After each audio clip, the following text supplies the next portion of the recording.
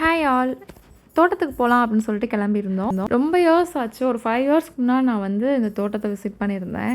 அதுக்கப்புறமா இன்றைக்கி தான் வர்றோம். இது வந்து நார்த்தங்காய் குட்டி குட்டியாக இருக்குது. நம்ம வந்து பெருசாக இருக்கிறதா பார்த்து பறித்து ஊறுகாய்க்காக நம்ம எல்லாத்தையுமே பறிக்கிறோம். ரமதான் வரப்போகுது. ஸோ ஊறுகாய் முன்னாடியே போட்டு வச்சுக்கிறோன்னு பறிக்கலான்னு வந்தோம். நிறையாவே இருந்துச்சு. ஸோ கொஞ்சத்தை வந்து எங்களுக்கும் அண்ட் மற்ற எல்லாத்தையும் ஃபேமிலியில் எல்லாருக்கும் கொடுத்துருவோன்னு பிளான் பண்ணியிருந்தோம். அண்ட் இது என்னன்னு தெரியுதா? ஆம்லா, பெரிய நெல்லிக்காய்.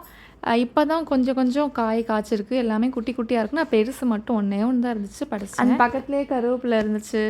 அண்ட் வந்து இப்போ தான் வந்து மாதுளப்பழம் வந்து லைட்டாக பூத்துருக்கு. அண்ட் மாங்காய் சுத்தமாக பூக்கவே இல்லை. இனிமே தான் சீசன் போல். அண்ட் மாமா எவ்ரி சண்டே இங்கே விசிட் பண்ணி இந்த தேங்காவெல்லாம் எடுத்துகிட்டு வருவாங்க.